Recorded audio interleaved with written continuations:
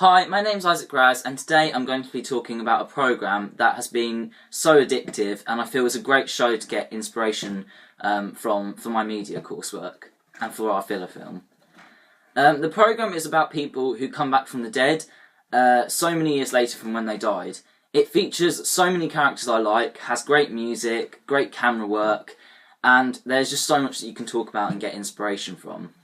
Series 1 is on Netflix at the moment, and Series 2 has come out on More 4 just now. It's on Friday at 9 PM. For all of you who think, oh, it's French, there's no point in me watching it, I won't be able to understand whatever they're saying, it does have subtitles, and it's just so good that you kind of like forget the subtitles are there. I know that sounds weird, but you know what's happening just by what they're doing, really. So I kind of got past that whole French thing. It's just once you've seen the first episode, you get used to it, really. Right, the storyline of the first episode is good. It insinuates that there is more in the episodes to come. One of the things I like about it is that it shows certain time differences. For example, this episode starts with 3 years earlier and then goes to present day. It starts with a prologue of a girl called Camille who tragically dies on a bus crash on a school trip. It then moves on to present day, where she comes back from the dead and starts to walk home. I think this is clever, because rather than having present day, then 3 years later, it has 3 years earlier, then present day. And although that's like quite a small thing, I think it's quite clever and has quite a big impact, without you even knowing, really. Because it makes the audience feel like the death of this character has definitely happened, and that she can't come back to life, and that she didn't survive from the crash. It made me feel like there was more to come, and that the focus was more on the future instead of the past, which is what this programme is about. They do go back to the past, but it's mainly focused on the future and the present of these characters.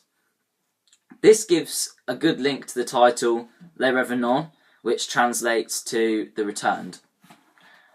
Camille returns home from the bus crash 3 years later, thinking nothing has happened and no time has passed, which is a really good twist on the classic people coming back from the dead films. I like the reaction between her and her mother, but that's what I'm going to talk about for character anyway. So, characters. Well, there are so many characters in this episode, let alone the whole series. I mean, there's probably like 20 main characters, there's so many. But I'm going to talk about a character I like and feel inspired by, and that is Claire, who is Camille's mum. In this series, particularly in the first episode, it focuses on how people react to people coming back from the dead. So how their families, how their friends, how they would feel, really. And there's so many different ways that they react. I particularly like the reaction between Claire and Camille and how Claire reacts. So I'm just going to play a clip of it.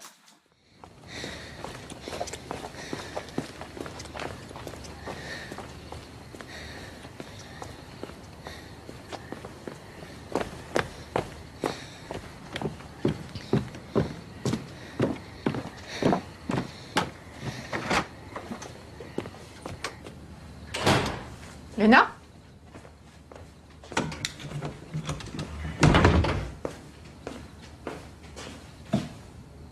Léna?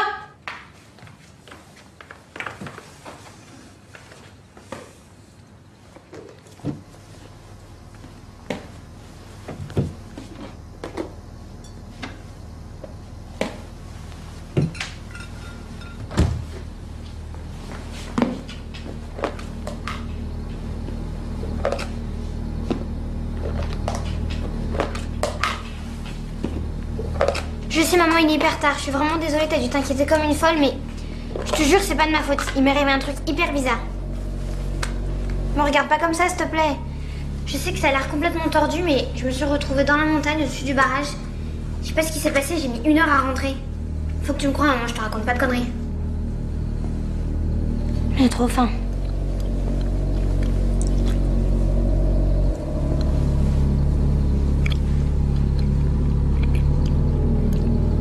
Ça va, maman?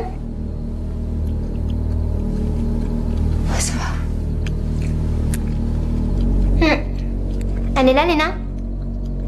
Non, elle est chez une copine.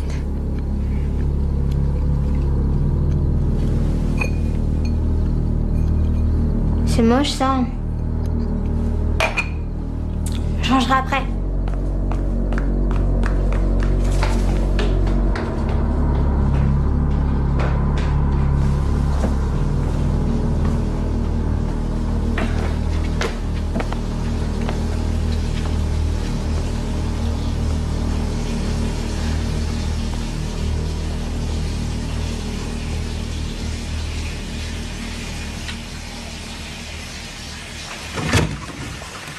Tu peux m'apporter mon peignoir, s'il te plaît?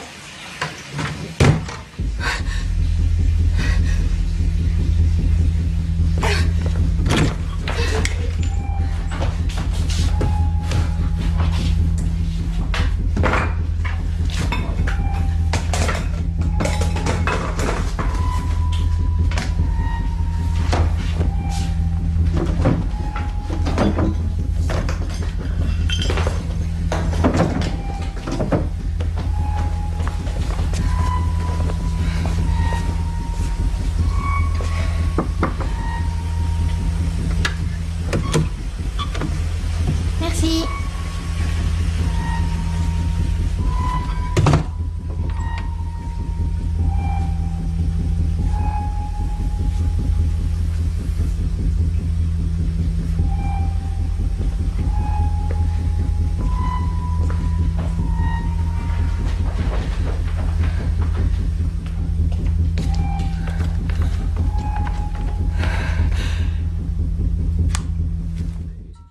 At first she is almost curious. She's looking at her daughter not knowing who this person is, but there are familiarities about her. She has a coat that she has seen before, ginger hair. She recognises this person, but doesn't really see her for who she is at first. She then sees Camille, and Camille speaks to her as if normal, and Claire is obviously stunned. She doesn't speak to her, she doesn't shout, she doesn't get angry, sad or faint, she just acts like a mother and lets her go and have her bath. She goes to the door of the bathroom and rests her hand on the door, showing her emotional connection between her and her daughter. And actually, it's almost like she's starting to question her just through that movement. She's asking if this person is actually real. She thinks it might be an image.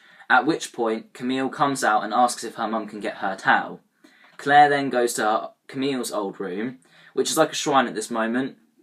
It has photos of her, candles in it at the moment, because this is exactly 3 years later from when she died.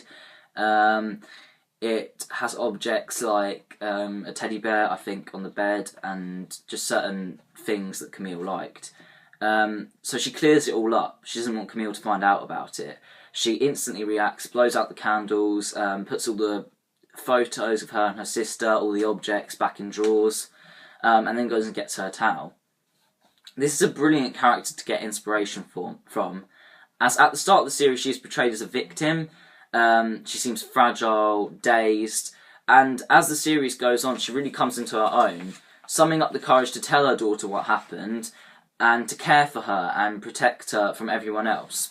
She almost becomes a hero in that respect, and her love for her daughter takes over, as she seems to throw away all conventions of someone who would see someone who died.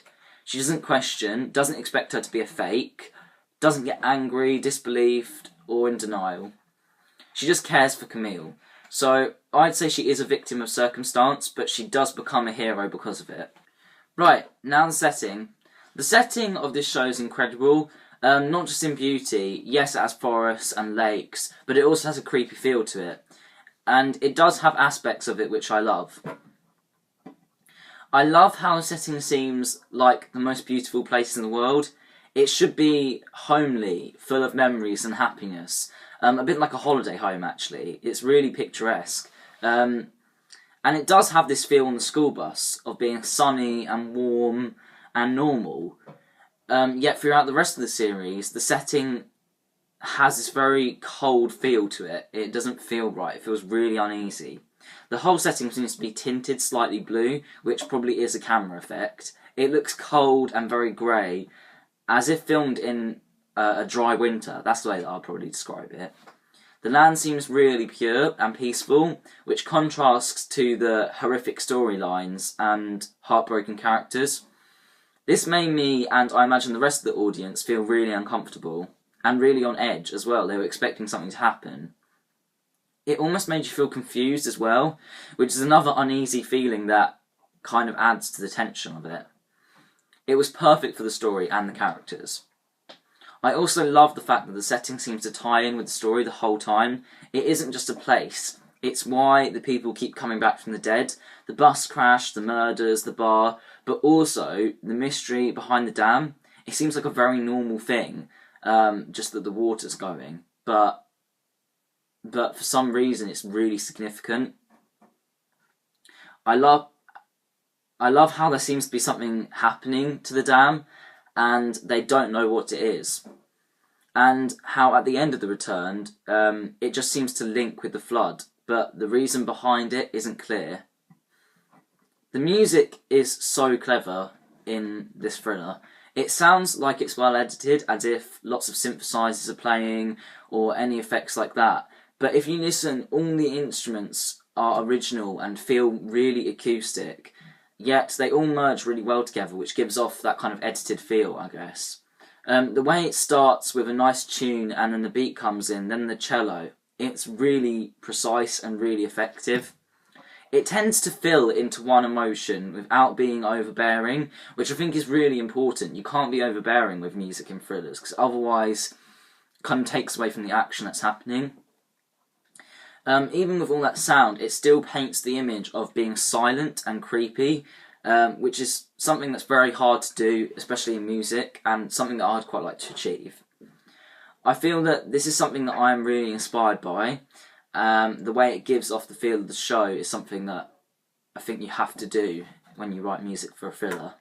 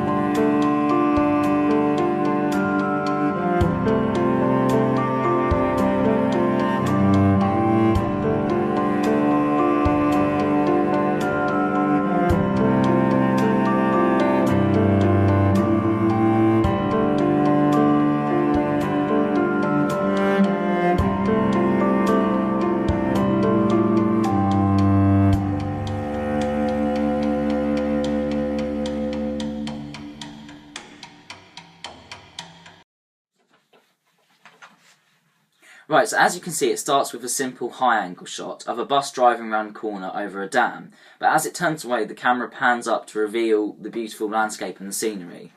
This shot is clever. It not only sets the scene, but it also indicates a number of things as well. One of them is that the bus will be significant, and so will the dam, and the landscape, and seeing as the setting and the dam are a recurring mystery throughout the series, it is perfect to place in the back of the audience's mind how significant it is. The reason why is unclear throughout the whole series. The high-angle shot is usually used to apply vulnerability to a person or thing, making the bus seem unsafe. This is so effective and really draws the audience in. This is the best shot to open a thriller with, in my opinion. I would love to use something like this in mine. It then switches to a behind tracking shot, again placing a feeling of uncertainness in the audience. It's as if somebody's following them, which makes the bus seem dangerous and unsafe, again drawing the audience in and keeping them watching.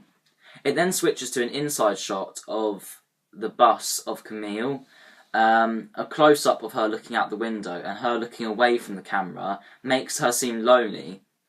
It is something I'd like to use in my thriller. It could be used to make a character look lonely, daydreaming, sad or vulnerable, but in any way they look disconnected. These camera shots are so clever, making the audience feel so engaged with what is happening. It's not just about what shots they've used, but why they've used them. Something I've really taken on board. That they aren't just camera shots, but a way of expressing the director's perception of what is happening, and how it will make the audience feel. I want to include more of this and more thought process behind it.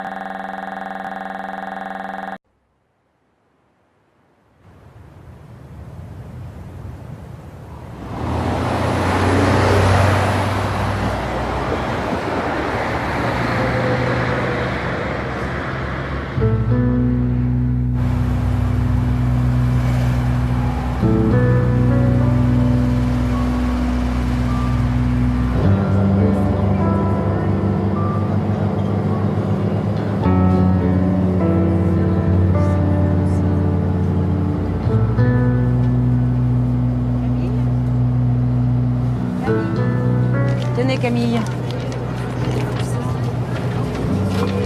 Vous répondrez aux questions de manière synthétique. Et pour mardi... Mardi? C'est pas possible, on a dit un contrôle de maths. Eh ben, fallait vous y prendre plus tôt, hein.